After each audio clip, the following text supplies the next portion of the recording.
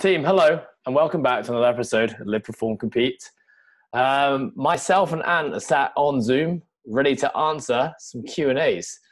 Ant is actually only about 100 meters down the road from me right now. We've been together in the gym all day, but we thought, you know what, let's get on a Zoom call to do this podcast. And this podcast is basically, I've been through the archives on my Instagram. Some of you will know that I do a Q&A every now and then, or I give you guys a chance to ask some questions about training, coaching, nutrition, anything really. And this episode is actually all about training. So I've kind of taken out 10 to 12 questions over the last couple of iterations of Q&As. And myself and Ant are going to do a somewhat quick fire attempt at answering your questions. You'll have definitely more than 15 seconds, which is what I normally have on an Instagram story. Ant, how you doing? Yep, good, thank you. Just finished a solid night's shift at work. Good to see a few people getting some of their first muscle ups. Been good to see that sort of come to fruition, especially after an 8-week lockdown.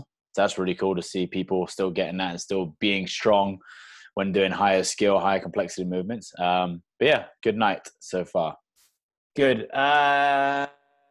What did you think of the CrossFit Games, which just happened last weekend? I think it was a pretty cool set of tests. I like that, like, day one was a kind of like go hard and be able to sprint and be able to push yourself really deep into that pain cave. Day two, a little bit more strategy involved, slightly, I guess, like more complexity through like heavier power cleans, heavier overhead squats, a few more moving pieces in a workout. And I guess the need to strategize a bit more. So that was really cool to watch. In terms of the people who came out on top as the top 5, and I think mainly they are the people who I thought would go.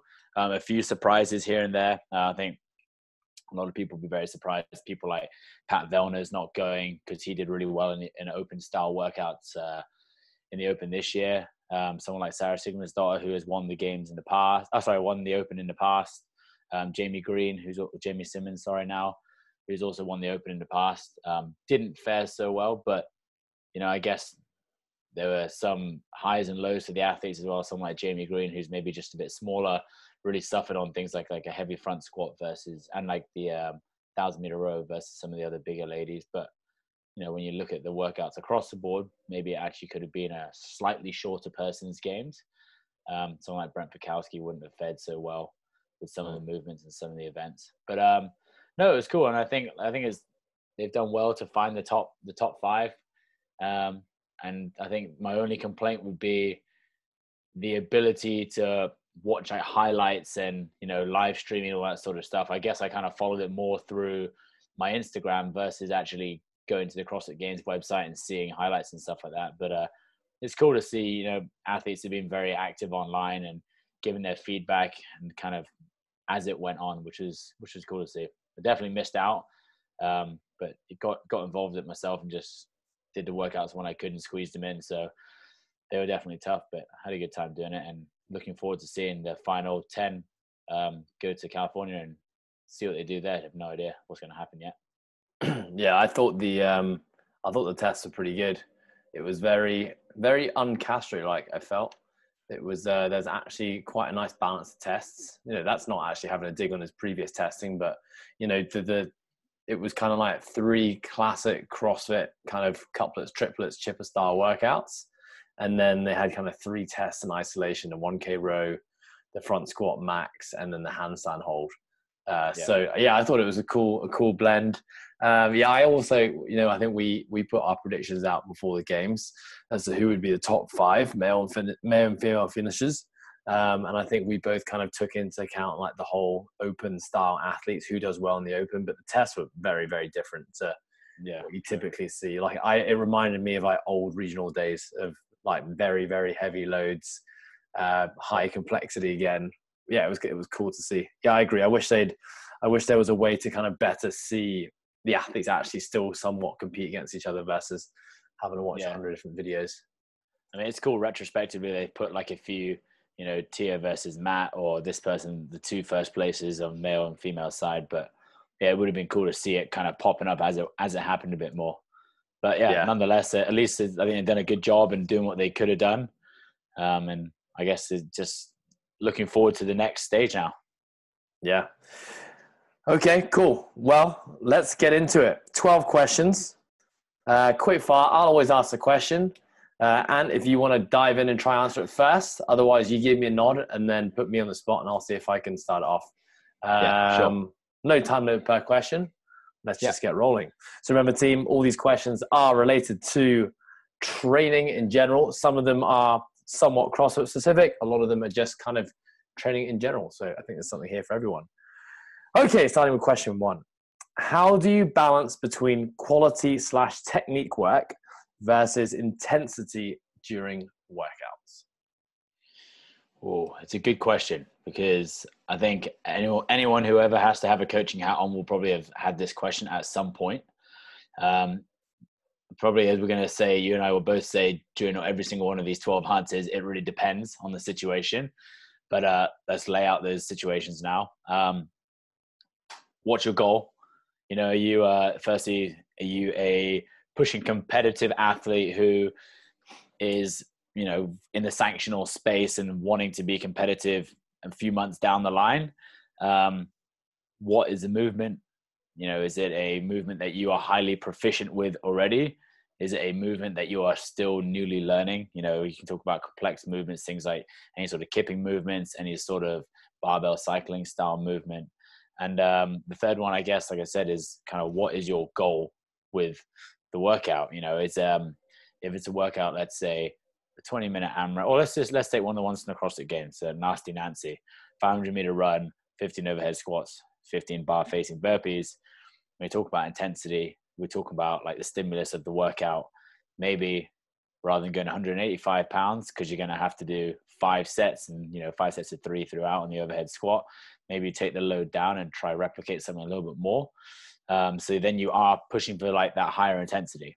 Yeah, I think with if I talk about something like a sanctional event, and that's a highly competitive CrossFit athlete, when you get closer to the point in the season when you're trying to compete, yes, you need to try and search for a bit more intensity, because you're trying to replicate the game day style working out and competitiveness on the competition floor that you would experience. But I think if you are, let's just call it an average Joe, or your everyday CrossFitter in the gym, I think a lot of it also comes down to how you're feeling on the day. Is your body ready to push? Are you well educated enough by the program that you're following, or by the coach that programs for you, at what stage in your programming block you're at? Are you supposed to be accumulating really good reps of quality? Are you supposed to be pushing right now? Yeah, I mean, and flying through my head now is a million questions, and it's so hard to, I think you'd be able to add. Yeah, I think you started off really well there. I think the whole concept of training versus testing is an important one. You know, I think the difference, just to set it there, you talked about it yourself, you know, if you're prepping for a competition or you're actually competing, then that is actual testing. And when you're testing, like, you know, that's not really a time to be overthinking movements or thinking about trying to move perhaps perfectly. That's the time where you kind of just have to flick on the autopilot and just kind of go for it. You know, training is probably where we spend the majority of our year. And for those who don't even compete, this is probably where you're going to spend all your year. But with that said, you know, when you're just training, doesn't mean that everything you do has to have a quality technique focus. And it's something that, you know, I've actually just gone with a lot of my clients. These are people who want to do the CrossFit Open, which is, you know, in February next year. So they've got a fair amount of time, not necessarily prepping for a competition right now. So we've kind of picked a few movements and are really kind of breaking them down again, like something like the snatch, for example. So the breaking down of the snatch is doing things like we're doing a lot of paused work, positional work, working from the high hang, doing things like snatch support exercises, snatch balances, behind the neck work. But it's funny because when you get into a cycle of just doing technique work all the time, and you also get into a cycle where you tend to overthink everything. And with something like a snatch, something that's a fast dynamic movement, you need to move fast. You need to actually not think about it to an extent. And so, you know, what I found, and I've certainly found this myself, is sometimes when you spend too long just doing, you know, broken down technique work. Is you actually lose touch and forget how to do the actual lift. So what I actually try to do is every now and then, if you're in a training phase or a technique phase, is, you know, every 3 to 4, maybe 5 weeks, or just when you're feeling really good on that day, you know, leave the technique for that day and just focus on building something heavy, or just fancy, or just focus on just going for a repetition. Maybe it's your first muscle up or whatever it is. It's really important to not overthink things. And I think in that moment of just going for it, that's where you actually learn, oh, you know, I surprised myself with what I could do, or, you know, I've got a lot more work to do, and therefore I need to go back to drawing board and do more training work. For sure. I totally agree with that. And I think with something like CrossFit, because it is such a crazy sport and there's so many different things to work on, you know, we always try and preach things like working on, you know, whatever skill it might be. Let's take a muscle up, for example. Something that I've just gone through is working on one movement in isolation. So I've just been doing ring muscle ups with nothing else, for quality, unbroken reps, rest X amount of time, repeat. And just like accumulating capacity within that and volume there. And now I'm getting to the stage where more likely than not, it's not really going to be a 1 rep max, you know, AMRAP set of muscle ups. So it's going to be something, ring muscle ups, repeat. So now my training then has to change to try and match that stimulus again, because I know what the sport that I'm in. If it's something different, if you're, you know, a pole vaulter, it's completely different. You know, you have a sport specific goal and it's always the same thing. You got to hit X amount of height over and you know what it's going to be. So you can train specifically for that. For this sport of CrossFit, it is a bit manic and it's a bit crazy. So like you said, as you get towards that competition time, training stimulus will change and you'll have probably more of those heavier snatch days where you're just going for heavier singles without thinking, and you'll have more of a chance to play with a bit more of like a mixed modal stimulus when it comes to things like muscle ups, chest to bars, or handstands, that sort of thing. Yeah, nice. I'm going to finish with one last thing that you brought up actually when you first answered the question, which is like listening to how you're feeling. You know, if you're someone, you know, we preach this all the time, being intuitive with yourself and self-regulating your training, basically meaning if it feels good, your body feels good, you feel well rested and you're excited to train, that is a great day to maybe not think about technique and perhaps push the intensity a little bit. You know, vice versa is when you're feeling perhaps like you're not up for doing something fast, dynamic or heavy, maybe that's just a day you pick to just focus on technique or breaking down the movement. And that means sometimes straying away from what's written on your program. So, you know, your coach may have written that you build to a heavy single today, or your coach or your group programmer said, you know, you're going to do a max set of whatever the movement, but you're just not feeling it. You know, you have to take onus and responsibility there to make changes to your program based on how you feel. For sure. And I think that's like you said, it goes both ways, right? Coach and athlete, you got to have even if it's a group program or like your class coach, you should still have a relationship there where it's okay to maybe rather than hitting a max set of muscle up, you work on technique, like you said. But as long as the transparency and communication is there, then it should be fine. And I think that's something that we're all learning now, as well as coaches and athletes in this space, how important it is to really listen to your body and go with how you're feeling at the time. Yeah, certainly. It's something that isn't just, it's not as simple as it seems, and that takes a lot of practice and being very intuitive and dialed in with your own stuff. And buy a Whoop band, even if it doesn't work. Buy an Oura Ring. And when it tells you you're red, you just still train anyway. Yeah, or you just train as hard as you can all the time anyway, and you're fine. Or you just never push like you, and you'll be fine as well. Okay, yes, partly true on that last piece. Okay, moving on. Good question. Okay, next question. I like this one. How do I find the right coach for me and my set of goals? It totally depends.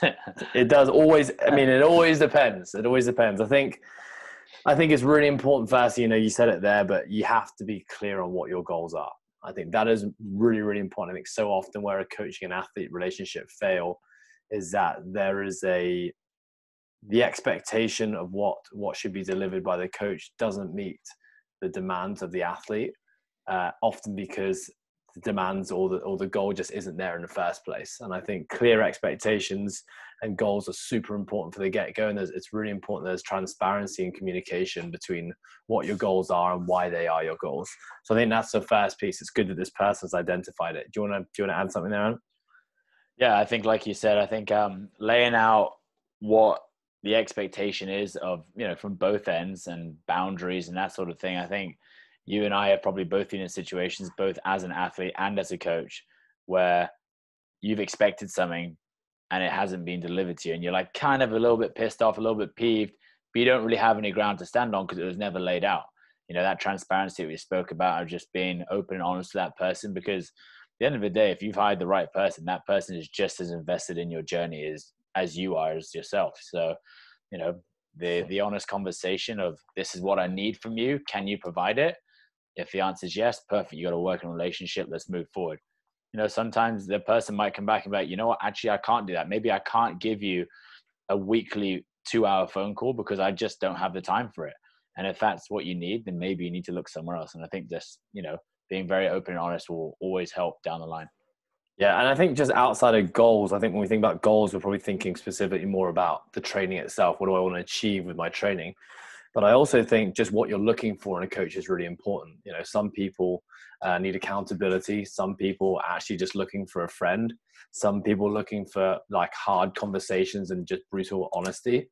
Some people are just looking for a training program. But I think it's really important that you know what that thing is and what you respond best to. And then, I think before even having the conversation, like, do your research. Speak to people who've worked with that coach. Try get an idea of what that coach, how that coach operates, but also things like, what are their values? Like, what do they believe in as a person? I think, if you're like myself or yourself, and, a lot of what we're looking for in a coaching relationship is more than just a training program. We're looking for like a connection, and hopefully that coach, has our interests at heart all the time. And you end up, developing a very close relationship a lot of the time with your clients. And if you just don't jive with that person and maybe what they believe in and what they do, then it's probably not going to be successful. No, I mean, definitely. I think you've actually been very lucky with your coach when you hit up your coach who you first went with, and you're still with that same coach now. Whereas look at my journey of coaches, I started off at OPT, which is now called OPEX. Moved on from that. In that time, I also hired a weightlifting specific coach who was really big in the CrossFit circle at the time. Didn't like that. Went on from that. Went solo with my programming. Went away from that, and then it's just been a long journey for me. And like I think it's fine to be able to disconnect and just understand that maybe something isn't not working, but maybe you just need something more, or you need to go down a different route. It's not necessarily that if it ain't broke, try fix it sort of thing. If sometimes you just need to keep developing and keep evolving and keep adapting as a person and as an athlete, or as a coach, exactly from the other side of it as well. So yeah, like you said, I think this relationship is probably number one, and then expressing the expectations and boundaries, and then moving forward from there. Nice. Okay, next one. Passive versus active recovery. What are your thoughts? Okay, let's start by defining what is passive versus what is active recovery. So as always, like, active recovery is very case dependent. I know that Ant's active recovery actually looks like probably one of the hardest training sessions I'm going to have in my week. So therefore, if I did his active recovery session, it would really not be active recovery for me. But essentially what we're saying is, like, you're moving on your rest day. You're trying to kind of like make yourself feel better, essentially, by sweating, moving, breathing, shifting waste products so that you come in the next day and be at your best. I guess that's what an active recovery is. Passive basically being that you pretty much do nothing. Perhaps you're doing something like tissue work, or getting a massage, or going through recovery protocols like ice baths, float tanks, stretching, that kind of stuff.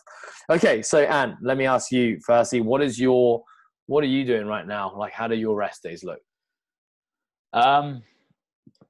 My rest days right now are very much rest days. This has come about a little bit kind of like a trial and error, I guess. So my own programming right now, I'm doing a lot of strength work. Self-admittedly, I do way too much. I do way too much quantity and volume of training over the years. And I guess that's one of the biggest reasons why my biggest weakness, which is probably my natural absolute strength, has always been a weakness of mine. It's never really improved leaps and bounds. Like my other stuff has, like my aerobic capacity, my gymnastic capacity, and whatever it might be. So since COVID really hit and I got the news I wasn't going to the games, I really took that chance to take my volume down a little bit and up my calories, up my food that I was consuming, and then put way more time towards heavy strength training. And 6 months on now, I'm really starting to slowly reap those rewards, which have kind of been laid 11, 10 years in the past, which I just wish I'd done back then. But no, it's awesome. I've really enjoyed it. But that comes with, like I said, just taking responsibility myself and saying, although I do love to move every single day, I love to get a sweat on, I love to get on a bike, I love to go for a swim, whatever it might be, and do something active. Maybe it's actually taking away from my goal at the time, which is trying to get stronger. Opposite side, when I was training for the CrossFit Games, when we were just before we were going to Madison, it was completely opposite. Every single day I was moving, I was stretching, passive and active recovery almost every day. In the mornings, I'd come in. All I wanted to do is sit in a bike and just kind of like flush my legs out, do nothing too hard, and then train. The rest day, I'd get in the water, I would do something, I would get on a bike. I'm burning just as many calories on my rest day, my active rest day, as I am on a training day. So for me, it's situational dependent and what my goal was at the time. But in terms of the individual person, I think one thing to say to start with is that a lot of people get the idea of active recovery very wrong. And they end up, like you said, coming into the gym, and that hour, 30 minutes to 60 minutes, which is supposed to be conversational pace, like you said, essentially setting yourself up for success for your next training day, actually becomes a training day on its own. And people are like on the floor, like, wow, that was a great workout. Suddenly they come in on a Monday, because their active day was supposed to be on a Sunday. They come in on a Monday and they're like, you know what? Like, the squat is just feeling way heavier than it did last week. What'd you do differently? Oh, no, nothing. I still did my active recovery. What'd you do? Oh, I did like 5 1,000 meter row repeats. I actually went a little bit too hard because my mate next to me was doing it as well. We end up having a bit of a competition. So I think that's the first thing that a lot of people get that wrong. And I know you and I both see it a lot and have probably done it ourselves as well. Yeah. But yeah, I mean, my other half, Tammy, she's a big believer in both of them as well. She does a lot of active, but she's now doing a lot of passive recovery stuff. She's really taking time to do more static stretching work, kind of more breathing drills. I know she's just doing a lot more floating work at Float on Hong Kong, and she's been really enjoying that and sees the benefits in that. So, it's very case dependent, and each person has to try and experiment and see what works for them. Some people will just be like, you know what, I don't want to move my rest day because I want to save up everything so I can give it my all when I come into the gym. And other people just don't want to be in the gym at all as well. Maybe they just prefer to be outside and enjoy a bit of sunshine and spend time with friends and eat food out. And some people love massages. Some people love float tanks or rolling, whatever it might be. And again, just whatever really works for you. Yeah, I got a few things to add in there. I think firstly, you kind of said it there. It depends really what you're looking to get out of your main training. If you're looking for, let's say, for example, like yourself and myself at the moment, which is, to try and get as strong as you possibly can, then you have to understand that an active day, even still like low impact, low intensity active recovery days can be taking away from those other training days. Now, for some people who aren't very focused or not really trying to optimize those sessions in the gym, then perhaps it doesn't matter to be a little bit dampened, a little bit fatigued. Maybe that's not necessarily a bad thing. For them, they just get more happiness and pleasure by moving and sweating every day, in which case, by all means have those kind of lower intensity active recovery days. But I think, also you nailed on the head, like what is actual active recovery? Again, it's really case dependent. What's active recovery for you that's actually, not doing more damage, but actually helping you recover, might actually be very damaging to someone who is, let's say, new to training or hasn't done a whole amount of aerobic work in their time, or isn't used to sitting on a row or a ski erg, and therefore they're getting different contractions and pulling up quite sore. And so again, it has to just be taken and put into your own context. I think generally for me, the protocol is like, it has to be conversation paced if you're going to do aerobic work. Aerobic meaning like constant in motion breathing work. Meaning that, like, for me, I always say as a general rule, your breathing should be happening through your belly. And if your heart rate and your breathing rate ever elevates too much that you start breathing through your chest and you start to see your shoulders move, then you're probably going too fast already and you need to pull it back a little bit. That's just my general protocol. Yeah, actually, funny story with me. So I've always go back and forth between taking full passive recovery days. But the last 2 weeks, I've just got this new membership to this kind of this water sports club, which I'm stoked about. And I've started this new thing called surf skiing, which is basically like a very thin, long kayak. And the only day I can get out is a Thursday morning, which is also my rest day when I train. And so I go out early morning. I've been doing this surf ski for about an hour. And in my head, I'm thinking it's not that hard, you know, like my legs aren't doing anything. Hip flexors are working a bit, really just trunk rotation and a bit of pulling. And then, you know, got through the first week, felt good on the Friday, on the training day. Second week, came in on Friday after that day and was like, definitely could feel that, you know, I was a little bit dampened, legs felt a bit sore, everything felt heavy, was feeling a bit sluggish. And, you know, during this time, nothing had changed. Sleep was pretty consistent the whole time. And then kind of this week, kind of like everything just kind of massively imploded on myself. So like my week's been saying I'm in the red for the last 4 or 5 days. And really the only thing that's changed in the last couple of weeks is adding that more active recovery day. So kind of for the next couple of weeks, I'm actually just going to go ahead and take a full passive day and see what happens with how I feel in terms of training. And then, you know, going forward, I may have to do something like every other week, do a passive day and then do an active recovery day and try and monitor a way to feel. But so, yeah, it's an interesting one. There is definitely a right or wrong. I think both of us are saying there that we kind of alternate between the two all the time. And just, again, being intuitive and knowing exactly what your goals are at that one point in time and what you need in the day is going to help you make the right choice. For sure. Okay, nice. Next question. Can I get stronger by lifting sub-maximal loads most of the time? You want to kick this one off? Yeah, I will. I think the answer is yes. The answer is yes, but I think we have to define a couple of things. Like sub-maximal loads basically means right now anything below max.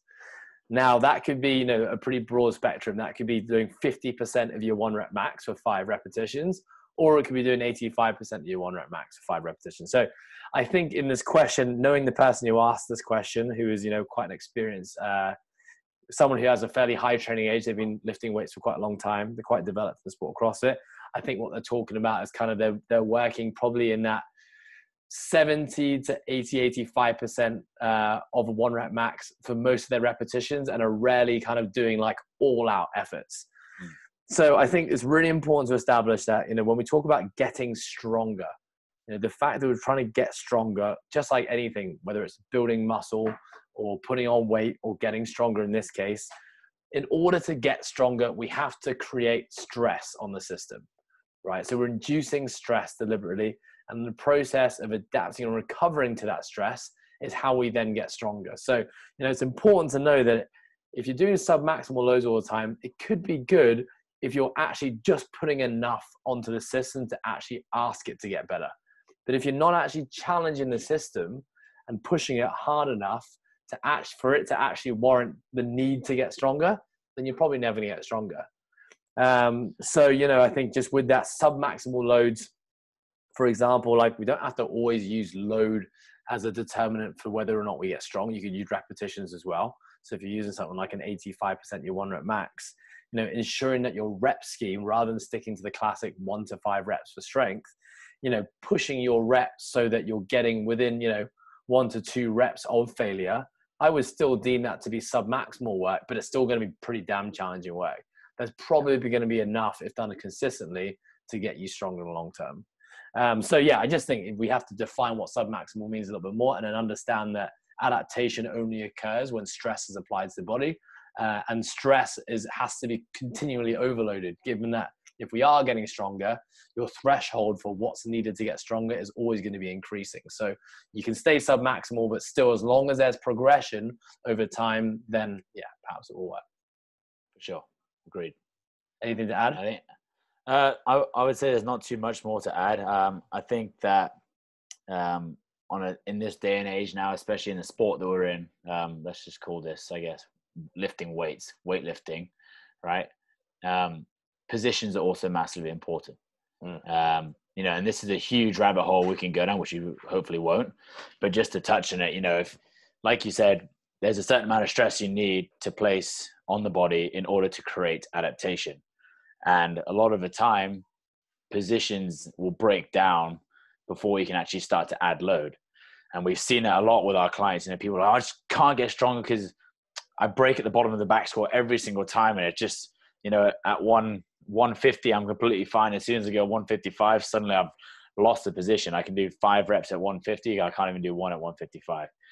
Then it becomes a completely different story. And then what you're saying, that the stimulus of submaximal load and continue just to add a little bit of weight doesn't quite work. But then you can actually almost go back to the other example that you used and then use repetition at a slightly less percentage. And that could possibly be a way to improve that for that person. But again, positions always kind of need to be there first in order to create the adaptation. Yeah. I mean, just on that, you're right. Like sub-maximal loads with perfect positions. That's the key. Yeah. Actually, you should talk about your story, Ant, because you've just hit an all-time, a lifetime PR in your back squat, 200 kilograms. Congratulations. 20 kilos below the highest front squat at the 2020 CrossFit Games. But we won't talk about that.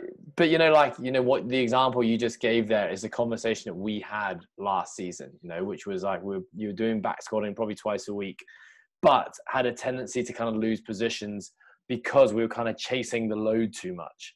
Had this number in your head that you really wanted to hit. And so at all costs, I'm going to hit that number today. And the cost often being that we were losing our position. So, what you then did was essentially, it's 8-month journey of doing sub-maximal loads without losing your position. So, when we're talking about position, we're talking about back squat here. So, where Ant typically loses his position is you rock slightly off his heels and like the chest will fall forward slightly, bringing into kind of like there was no spinal flexion, but just the chest falling forward and the hips shooting back, meaning that there's way more stress placed to your spine versus the more upright you can stay, the more you can actually drive with the legs. It'd be like a low bar position with a high bar rack. Yeah, basically a very, very heavy good morning. So, you kind of set the precedence to say, okay, no more lifting like that, which means that do not let the load get to a point where it dictates your position. And if it does, you've really gone too heavy. And then, essentially in your journey to squatting 200, which you did, last month or a few weeks ago, you actually didn't ever really get close to, I think, did you try 200 once or you got some... Tried 200 once, but I think like what you're going to say, in that journey, I never failed any other sets or reps, never. There was a couple of times where I was supposed to do 2 to 3 reps and I would stop at the 2 just because that second rep was already a fight. And I knew in the back of my head, if I'm going to go for this next one, I can probably get it, but it's not going to be pretty. And it's going to completely ruin me for the rest of my session. I'm just going to be, essentially TKO'd for the rest of my session. So again, self-regulated and listen to the body and being okay with that, because I know, again, the numbers were slow going up. I spent, and he probably saw me, I had 3 reds in the bar. I was around 170 for almost a month and a half, 2 months. But just continually getting repetitions in. I had 2 weeks of squatting 170 for 3 reps. And then after those 2 weeks, I went to 173 and then continued, then 175. But again, it was quality repetition, which is something that I didn't used to do. I'd be like, screw it, 1 set, 170, 1 set, 175, try 1 set at 180, fail, move on. And I never got the volume in, and I never place the stress on the system because I never actually got out the hole in the squat. So I never got those reps in, never got the volume, I never got the work in. And I guess that, again, people see people get incredibly strong or get incredibly big or whatever it might be, but they don't actually realize how many repetitions went in order to get to that stage in the first place. Yeah. Yeah. So I think actually the takeaway here is that sub-maximal loads are always the answer for A, longevity, but B, success in increasing your maximums.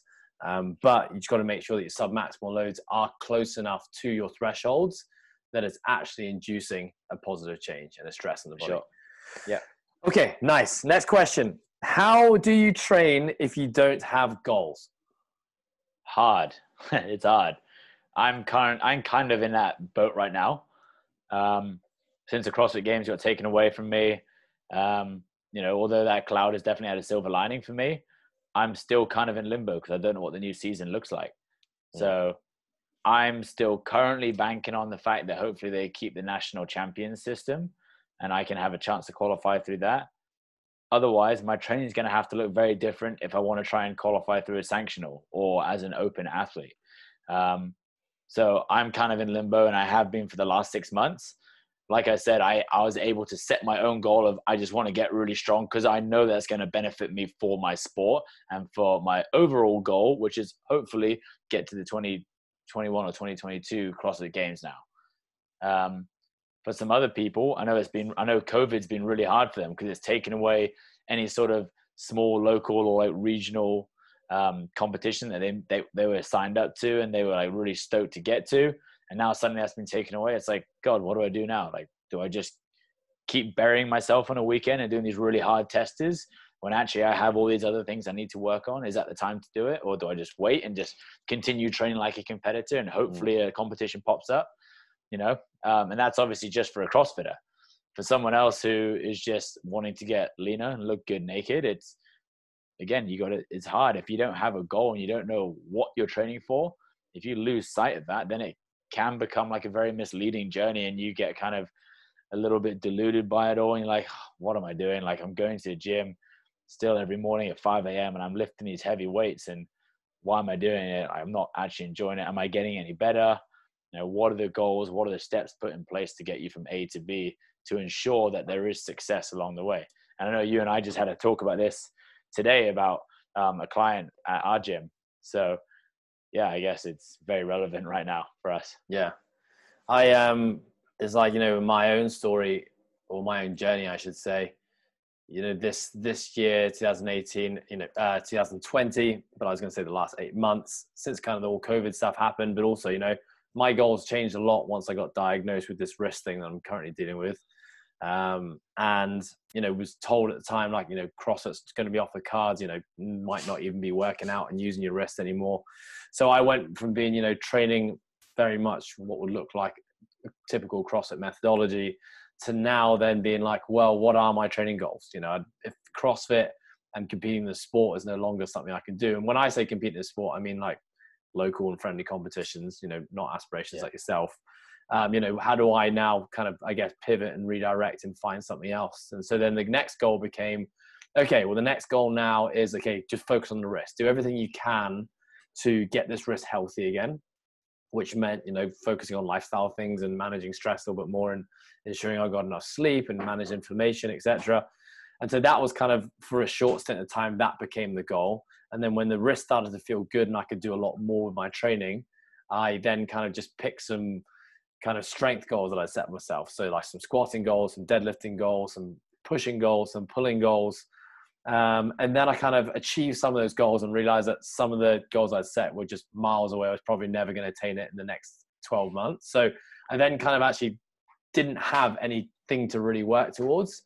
And in that period of time, rather than trying to focus on finding a new attainable training goal, the goal just became, all right, well, I'm going to continue to train 5 days a week and I just want to feel good. So I'm not willing to now put myself in a hole, by doing a really hard, intense workout and then feel beat up for the next few days. I'm just not willing to just kind of go into the dark place anymore. Instead, like, I'll do unstructured training. I'll jump in with friends. I'll do the group program. I'll jump in with classes, just train. And the fact that I'm just training 5 days a week is going to be my goal for this little block in time. And then, I guess this is the whole discipline versus motivation type thing. Motivation for like striving for something in that period of time was a little bit lower. So just be disciplined. And, that became kind of a goal in itself. And then in that process of just, sticking with the habit of training 5 days a week and having fun with it, I then started to get clarity on what my next set of goals were. And, in that process, I got myself a training buddy. Sad has been training with me kind of every day now. And kind of now together, we kind of set training goals for ourselves. And part of that is, 2 of those are to always train with the process programming community on Tuesdays and Saturdays. And then, do as much as I can in the other days following the program, but also accessorizing with the stuff that kind of my body needs. And I've kind of now set some new goals, some strength goals and some movement goals that I want to hit. So, I think it just constantly goes, like, your goals always change and you just got to constantly reevaluate and check in with yourself. and find out in that point in time, what is it? And, sometimes it's completely okay to not have a training goal. That's not sometimes an excuse to not train at all. Just, stick on your habits, be disciplined, turn up and do your training if you think it's important to you. And I think then at the same time, if you're someone who doesn't value health, doesn't value exercise, then don't train. I know that sounds ridiculous, but there are other things in life that might bring you just as much happiness and satisfaction. And that if training just isn't that thing for you, then don't force it. Yeah, I definitely agree. Yeah, I think agreed on chasing the numbers. I think, like you said, I think chasing numbers can become a dangerous game. I had that squat 200 goal for the last essentially 2 years.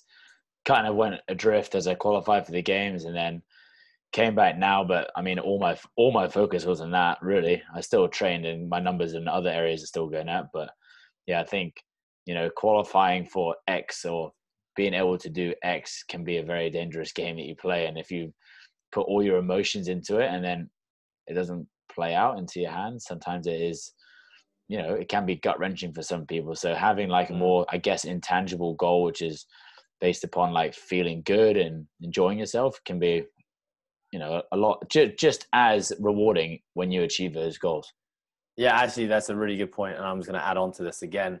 But, the whole concept of trusting the process or enjoying the process, which is what, is our mantra at Coastal Fitness, is all about, saying that having goals is important, but the journey is much more important. So, by all means, set those goals, have those objectives of things that you want to achieve. But then once they're set, focus on the day-to-day actions of what you actually need to do to get you there, and enjoy it. If you're not enjoying that process every day of getting to your goals, and like you said, you're going to get there at that goal maybe one day, and you're going to be like, well, that wasn't all it was hyped up to be. And I've just had a miserable 9 months trying to pursue that thing. So, enjoying the process is something that's so much more important than the actual goal itself. Yeah. Okay, great. Next question. How do you prevent the feeling of being overwhelmed when there are so many things to improve at CrossFit? You pick the lowest hanging fruit and you go for that to start. Okay, that is great. I mean, that's basically our training philosophy when we're coaching people, right? We know that the beauty of CrossFit, and probably why we like it so much, is that we're trying to get people good at a million different things. And when we say good, if you want to be the best in the sport, you need to be world-class at all those things. And I think for a beginner, certainly is quite an overwhelming, daunting task when you have all these things and you're probably not able to excel at any of them. But like you said, you have to start by addressing the lowest hanging fruit. What is the thing that's going to give you the most return on investment to move you towards your goal right now, and focus on that one thing? Maybe the two things, maybe the three things. And then once you've brought those up to a level that you think, okay, it's now time to work on something else while I maintain the work I put in there, then you just address your next kind of 1 to 3 things. And then it's just time and repetition then, constantly going back and forth, putting the time in, bringing things up, whether it's strength, whether it's movement, whether it's your capacity, whether it's skill set, constantly going back and forth and slowly bringing everything up together. Yeah. I think it's important to go back on what you said before about placing enough stress on the body to create adaptation. This is the classic, oh God, I can't even count on my hands how many things I need to work on. Suddenly you're trying to get stronger in the squat. Suddenly you're trying to pull more weight off the floor in a deadlift. Suddenly you're trying to get in a better position for your clean in your front rack position. Suddenly you're trying to work on your muscle up capacity, but also row your PR 1K. It's just too many things. So like you said, maybe you pick 2 to 3 things and you focus on that with that training block. And if you've got a good enough coach or a good enough program that you follow, it should be quite obvious what the training goal is for that block. And then, like you said, once you've achieved, then you either achieve it or you haven't achieved it. If you don't achieve it, maybe you stretch that block out a little bit further. You don't achieve it, then we just got to work harder and find out what the reason is that we didn't achieve it. When you do achieve it, then like you said, it moves from being a priority, it shifts down here to maintenance, and the next thing comes up and becomes your priority. But yeah, I think it's just important to note that you can't improve everything at once, and you got a select few. So you pick, like you said, 2 to 3 of the lowest hanging fruits, and you go from there. I think it's also really important to establish, when you say you're trying to prove at CrossFit, what does CrossFit mean? You know, for CrossFit for you means improving at CrossFit means getting to the CrossFit Games to compete at CrossFit Games. You know, CrossFit for someone else might be doing the CrossFit Open in the scale division. It might be doing the CrossFit Open in the RX division. It might be doing a local competition. It might just be being able to have fun in my gym with my group classes, and that's purely enough for me. So I think it's really important to firstly, like, you have to establish where you want to get to, and obviously have a reason as to why you want to get there. And then, you know, in terms of, I guess, the next question that someone's probably listening thinking, all right, that makes sense, you know, pick my lowest hanging fruit, and then once it's good enough, I can move on to something else. Well, you need to also define what is good enough. Yeah. You know, because, you know, based on the CrossFit Games this last weekend, we know that if you want to be good enough at a 1K row, then you're going to have to row 1K at a 130 to 135 average 500 meters at the very least. You know, if you want to be at the CrossFit Games, your front squat is going to have to be at least 165 kilograms. Anything less, you're going to finish last at CrossFit Games. That's a very, very different question to someone who's saying, hey, I want to be fit and healthy and not get injured in my CrossFit gym. What do I then have to do? Well, then it's actually more about moving well with good mechanics and good positions is actually much more important than having a load orientated goal.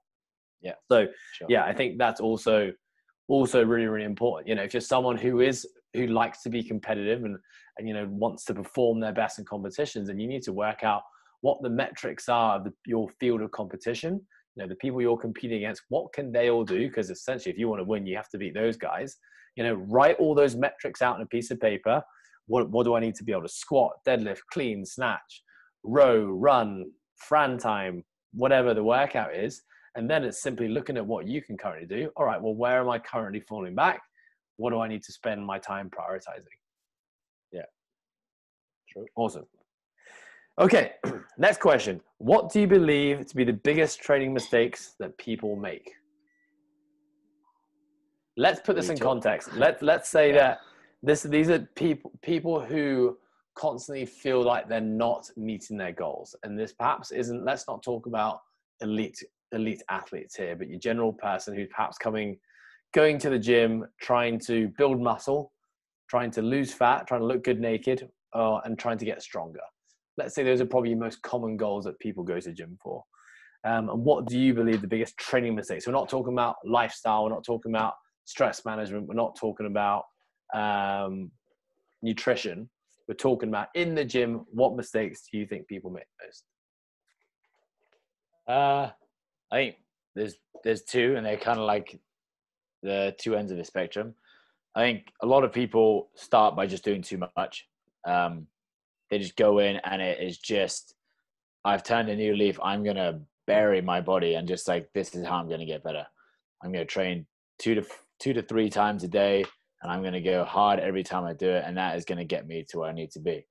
Similarly, we have the other end of people who just turn up, and they think they're just turning up and just kind of going through the motions is going to suddenly get me what the guy next to me has, which is like a shimmering six-pack, or a chick who's super lean and fitting into some really nice Lulus. That's what it's going to look like if I just turn up and kind of just go through the motions. But then you go back to what you said, they don't place enough stress on the system to adapt. So they actually don't look any different. When you don't look any different, you don't get stronger, you're not gaining size or whatever it might be. So I think those are my two, which are either too much or just turning up and doing too little. Yeah, nice. Okay, I'll jump in then, and we can maybe just kind of go back and forth on this. Not putting enough focus into the exercises that actually work. That's something that's like a massive thing for me, is like, you know, the simple things are always what works. And I know we've all probably read this a million times in magazines and on YouTube videos. It's like, you're never really going to beat a squat or a leg press for building muscle in the legs, a deadlift for building a hamstring, a thick trunk, and a posterior chain. Never really going to beat like a heavy pulling exercise like a pull-up or a row. You're never really going to beat a heavy horizontal pressing movement like a dumbbell press or a bench press or a push-up.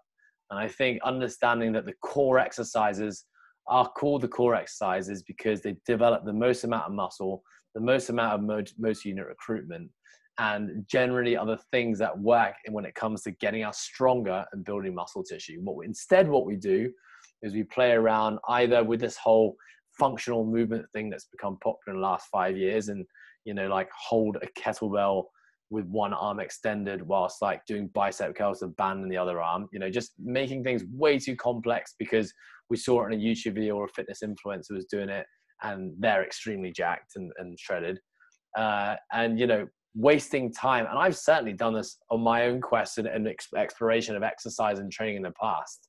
Like I got wrapped up in the power plate game for a bit, TRXs, like swinging around Vipers thinking it was going to get me strong.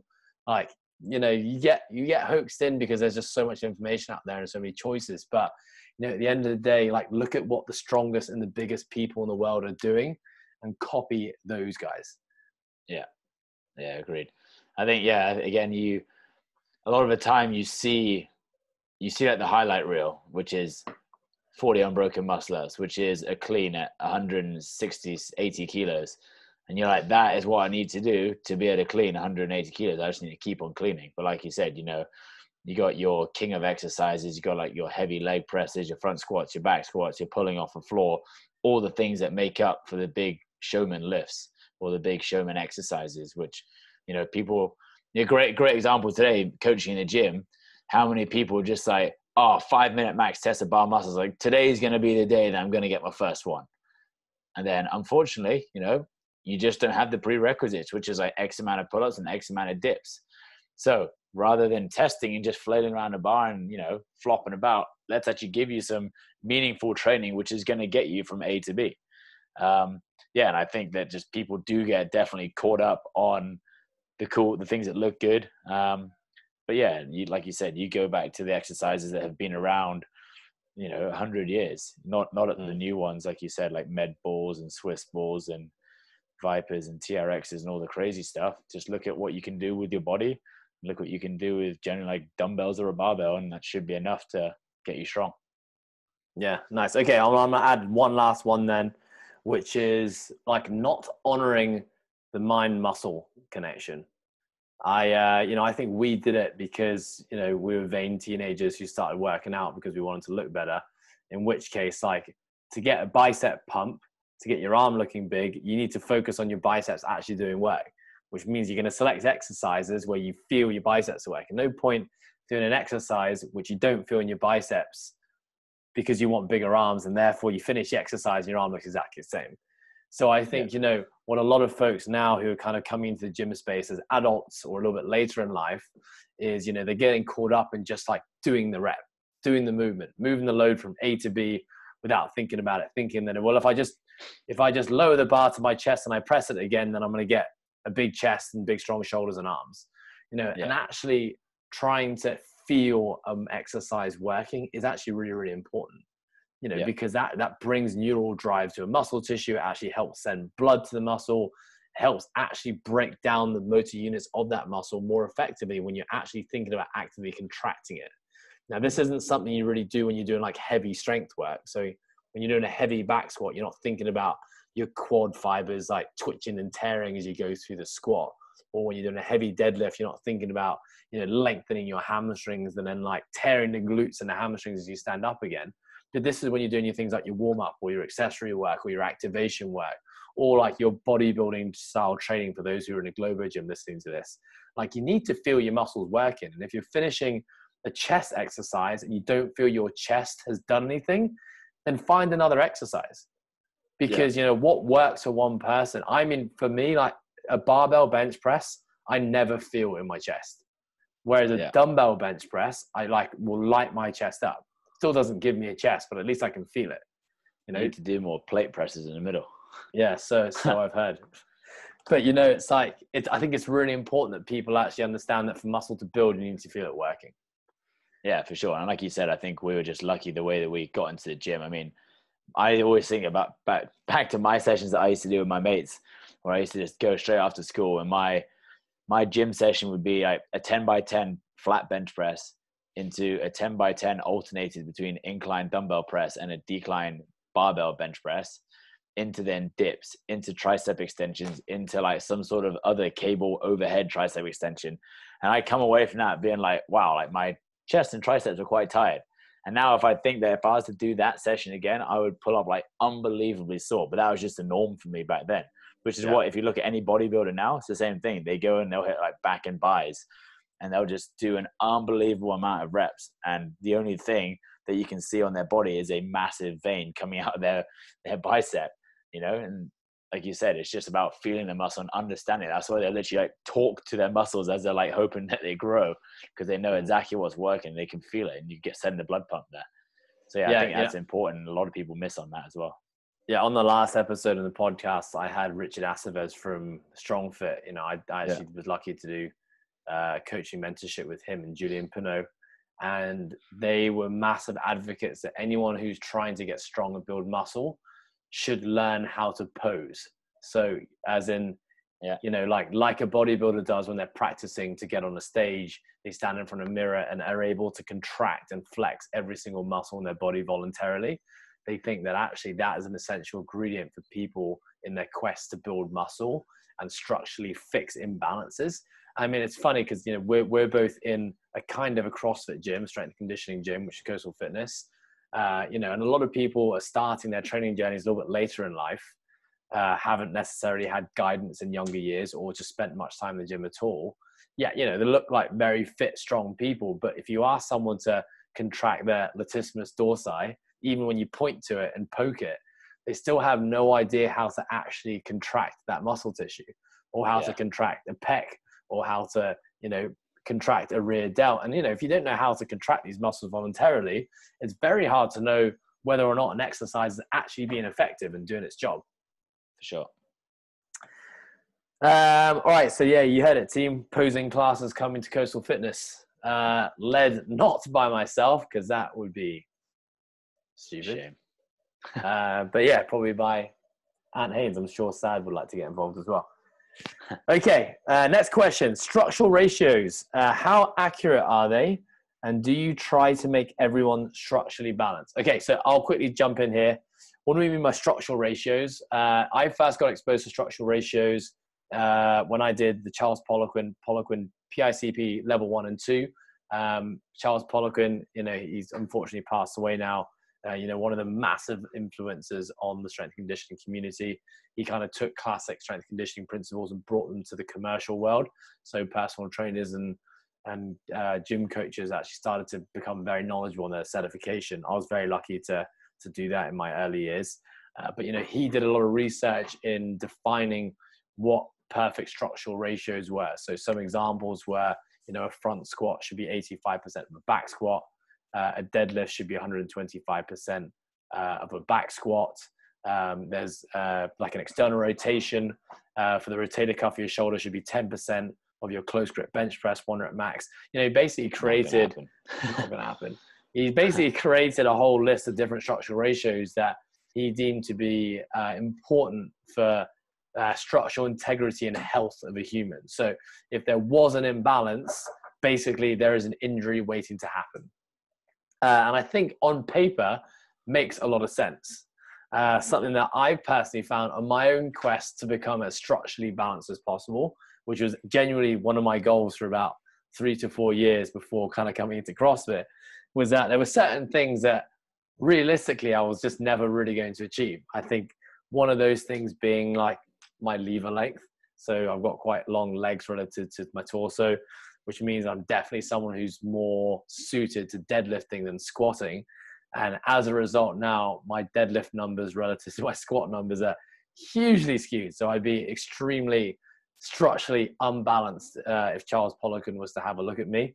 You know, I've also had things like shoulder surgeries, so I'm nowhere near hitting that 10% of my bench press 1 rep max. But so that's kind of my lead in. I think structural ratios are very, very good. I like the concept of them. Is it realistic to have everyone be fully structurally balanced, assuming that their goals are nothing to do with sport or anything like that? Hard, very case dependent. I actually don't think I've ever really met anyone who's perfectly structurally balanced. Anything to add, Ant? Yeah, not really much, I guess. Like what you said, it depends on what sport you're playing and if it's necessary for the sport. You know, if you're a racket sport player, there will be imbalances left to right, let alone, you know, your big lifting numbers like a bench press to front squat to back squat, all those. So again, it depends on what the goal is and what you're striving to do. yeah, if it's something you want to try and do, I think, like you said, it would be almost near impossible to hit. I remember when I first got introduced to it is when you were doing your PICP and I was in the Hong Kong rugby setup, and the coach at the time told me you have to keep doing a seated dumbbell external rotation until you can get 10% of your close grip bench press in that movement at 3 seconds down, 1 second up for 10 reps. And I was like, mate, my close grip bench press is 160 kilos, which now, like, let's look at structural balancing, is also the same as my front squat. So I'm also way off this whole structural ratios and being perfect. But trying to get 16 kilos for 8 to 10 reps, 3 seconds down, external rotation with full range is essentially near impossible.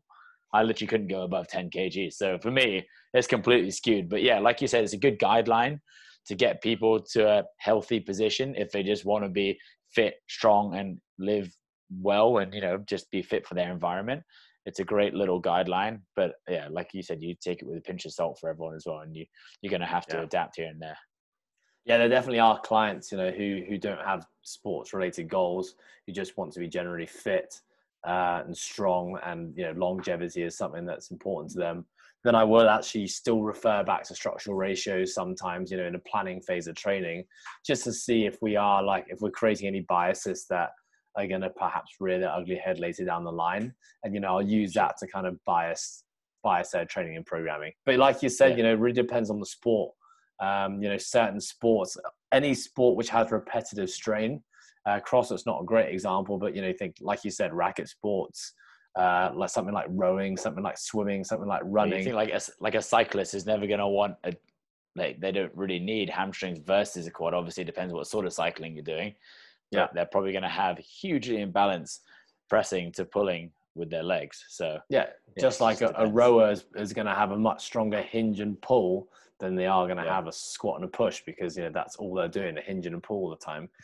You know, with those kind of people, I've had, just kind of adding this in because I had a few people ask, because, you know, I do train a few sport specific athletes, is that the training for those type of people who do have loads of repetitive strain is just trying to offset the repetitive strain as much as possible. So in our training, we're not necessarily, for a rower, they don't really want to do more deadlifting and more pulling work, because that's what they do a lot of. You may do it in an off-season phase, but really things like squatting and bench pressing might actually be beneficial for the athlete, just to keep a little bit more balanced and kind of think a little bit more about, you know, life after rowing.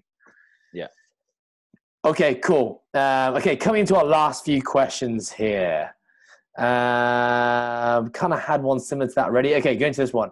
So I regularly don't get enough sleep due to my job and a newborn. Tips for training if I rarely get 6 hours sleep. Okay. First one, we've already spoke about it, is like the self-regulation or auto-regulation. I think it's really important to listen to your body at the time. You know, these Aura rings and what you wear as a Whoop band, great piece of data to help you track sleep and help you understand how you're feeling. But, you know, at the end of the day, you got to be intuitive with your body and your mind, and know when you're ready to push and when you're ready to just, you know, go in, and maybe you do just go through the motions sometimes. The next one would be, again, you talk about goals. Maybe if they're someone who's in a competitive space, you know, you see a lot of the CrossFitters now, they just admit that there's too much on their plate when you know, their spouse has a child, so they just pull themselves out because suddenly it's just too much. And you got to be honest and, you know, be transparent with your circle around you, and just understand that sometimes that maybe that goal that you did have before is now going to have to shift a whole year or 12 months around. Because unfortunately, a newborn child or poor sleep, it just can't get around it anymore. You see the importance of it in all the studies there are out there for the importance of sleep when it comes to recovery and performance. I had another one in my head, but I've completely gone off it. No, that's good. That's good. I think, like you said, you know, shifting your goals at that one point in time is super important. You know, I think just generally, maybe for those who are listening who don't have a newborn, so they're not suffering from lack of sleep all the time, but, you know, perhaps for whatever reason, maybe it's work related, maybe it's social engagements, maybe it's just they're having a bad night's sleep. You know, how do you adjust your training to account for a poor night's sleep? Yeah, I think, when you adjust something like that, again, you can talk about intensity of loads that you're using. You can talk about moving for intensity versus moving for quality on that day. Let's take is a great example. If you had bad sleep on a Monday night and you're a Coastal Fitness client or a process programming client, it's aerobic Tuesday, and that this session is just going to bury you if you hit the same reps and the same stuff that you normally do. Let's say every 5 minutes for 15 minutes that we have been doing, right? But you've been given a rep scheme. Your rep scheme, you got 15 to 30 calories on a bike, you got 10 to 20 wall balls to do, and you got 10 to 20 toes to bar to do. Normally, you're at the upper end of that rep scheme every single time. But now, you take it for what it is. You've got 5 to 6 hours sleep. Maybe you just prefer to move for quality today. So you actually move a bit slower on the bike and you take less calories. You have a slower transition to the wall ball. You break your wall ball twice versus unbroken normally, and you lower the rep schemes as well. And then your toes to bar work. You still do your toes to bar, you still do the full movement itself, but you just half the rep scheme. And then you're still working, you're still developing skills, you're still going to be getting stronger, you're still going to be probably building the engine to an extent. So you still get your training in, but again, you're mindful of it and you self-regulated it. And hopefully, you have a program and a coach that can understand that sort of thing and provide that option for you. Yeah, okay, so I want to jump in there. I think it's really important to firstly understand what is actually stressful or damaging training versus what is not. I think people get very confused here. And I actually had this conversation with Tammy just the other day talking about the nervous system. I think a lot of people associate heavy lifting with like their nervous system being depleted or getting taxed. So, a lot of people will say my CNS is fried after I've done like a heavy back squat or a heavy deadlift. So the CNS is basically like our governing system, which basically really dictates whether we're in a sympathetic state, which is, fight or flight. That's like high energy, high angst, high adrenaline, versus the opposite being the parasympathetic state, the rest or the sleep and digest state. So, actually what really actually impacts the CNS much more is actually hard aerobic training. If you think about hard aerobic training, we're talking about hard, high intensity wear. It's what a lot of kind of typical CrossFit Metcons look like, where your breathing is coming out of your belly, it's going towards your chest, and you're kind of like having those questions in your head, like, should I push harder? Should I push harder? All right. Oh, come on, Ed, let's just hang on, push through this. You're asking some questions and you're making yourself do something you don't really want to do. That is actually a lot more fatiguing, not, let alone the physiological things that happen when we do like hard aerobic activities. So that kind of like high intensity aerobic exercise is actually much, much more damaging or challenging on the nervous system than doing weights training. Now, even within weights training, we have to define as well, like, yes, a 1 rep max is going to be quite taxing on the nervous system, but more so probably on the periphery nervous system, which is your joints, your bones, your ligaments, all the connective tissues. But whereas a bodybuilding session where you're doing lighter loads, higher reps and kind of chasing the pump, for example, is going to be much less taxing. So I think it's really important that people understand. We already talked about, training for quality and technique versus intensity. That's one thing, but then also the type of exercise, like easier bodybuilding style workouts versus like heavy strength training. Those are two very different ends of the spectrum. And then within conditioning work, you've got like low intensity, long, continuous, easy aerobic training at conversation pace versus like high intensity metabolic conditioning. So, you just got to you got to firstly understand what the differences are and the impacts on the body, and then just make the appropriate choice. And I think the last thing I want to say on this is that sometimes people say, they come to the gym and they're feeling tired, they haven't slept well, and they said, okay, today's just a day I got to take it easy because I didn't sleep well. And then what happens? They get caught up in the environment, or they have a really good warm up, or their favorite song comes on and they get all jacked up, and suddenly like they're into the middle of this training session. They have this energy from nowhere and they end up having this amazing training session. Now, it's really important to understand that is actually definitely possible. And having a bad night's sleep isn't so much about how you feel on the day, but if you don't honor and respect those signals of a poor night's sleep and low energy, it's actually the next day where you start to suffer, right? So you can get yourself up for a hard training session, even with things like stimulants or caffeine. But if you do push through that hard session on a compromised body that hasn't had enough sleep, then it's actually the next day you're going to start to suffer. And then you're just in a deficit. So the time it's going to then take you to get back to feeling good again is just going to be prolonged. So really, for me, it's an easy question when I haven't had a good night's sleep. It's not so much about how do I feel right now, and is that going to dictate what session I'm going to do. It's thinking more about, well, I want to be recovered tomorrow so I can come back and do a good training session tomorrow and the next day and the next day. And if I don't, and if I ignore that, then I'm just going to be in a deficit for next week, and no one wants that. Yeah. Okay, great. Last question of the day.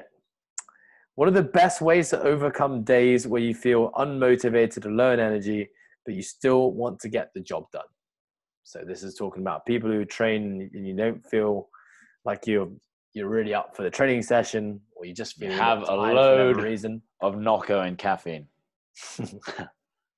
But what do you do? If we're saying that sleep isn't a contributor here, we're not talking about sleep. We just talked about that.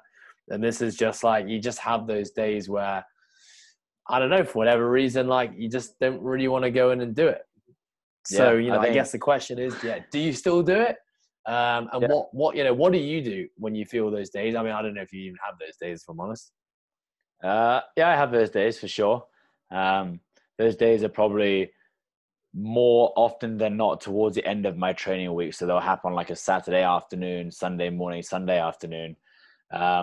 Definitely a bit harder to go. It's a completely empty gym. It's completely silent. There's no one else there to feed off and get that motivation, have the environment. So it can sometimes be a bit of a drag. You like dragging your bag and your feet to the gym. You're like, oh man, I don't really feel it. I think what's important for me in that situation is that, let's say I have built a heavy set of 3 front squats, followed by a heavy 3 bench press, followed by some like deadlift cycling, for example, which is like a session that I've done fairly recently. And also a session that I've also missed fairly recently. So, sometimes I walk in, I'm like, man, like my joints don't want to squat. Saturday, I did a hard Saturday testing. I did 100 plus wall balls. My knees are pretty blown up. My quads are pretty sore. I don't really want to hit a heavy 5 reps front squat today. So what I'll do then is I'll adapt my session a little bit, but I'll still look to try and move my needle closer to my goal. Now, whether that is, yes, I know I need to get stronger in my front squat. And yes, by doing my heavy set of 3 and doing that for X amount of sets is definitely going to get me there. Is there something else that I can do which is going to place less stress and less load and less intensity on my body, which is still going to move my needle towards that goal? So for me on that day, I know that I struggle in my front rack position. Normally my front squat, I'll release my grip so I can sit in a better position. And I would move like 150 plus kilos for my 3 reps. So on that day, what I did, I remember it now, is I did 3 sets of 10 reps. So move the weight right down, and I forced myself to hold a full grip position on the bar. And I just moved through my front squat with no tempo, just smooth and positional focused. So I still got my front squat work in.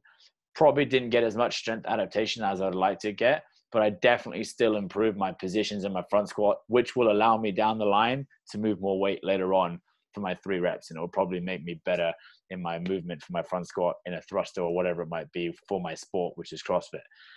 So it's about adapting it. I know the bench press, instead of doing a heavy bench, which would have been like 140 plus for me for the 3, I went to dumbbell bench press and I did like an AMRAP set at 100 pounds with the dumbbells. And I did that for 3 sets. So again, like I was chasing a pump and I was going closer towards failure, which again is going to have some sort of strength adaptation and carryover, just like my heavy 3s on a barbell bench press would. So that's like an example that I had. And, it's even doing that was hard enough as it was, let alone trying to get up for the 3. So again, I kind of did my minimum just to move my needle towards my goals. Yeah, nice. Awesome. Thanks for sharing your examples. I guess my example, or what do I do when I'm feeling those days, because I don't have, I guess, moving the needle towards my goal isn't as crystal clear as yours is.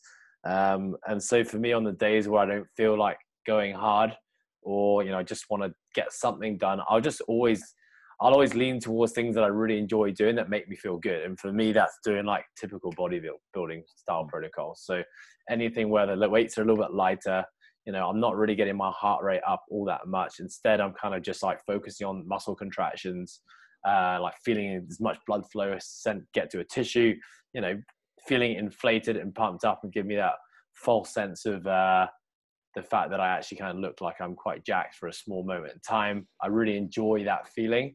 It doesn't take a whole amount of warming up. I can kind of just get into the session straight away. It doesn't require a whole amount of kind of like prepping or even cooling down. It's kind of like you get straight in, and I'm just purely moving or choosing movements that I want to do on that day.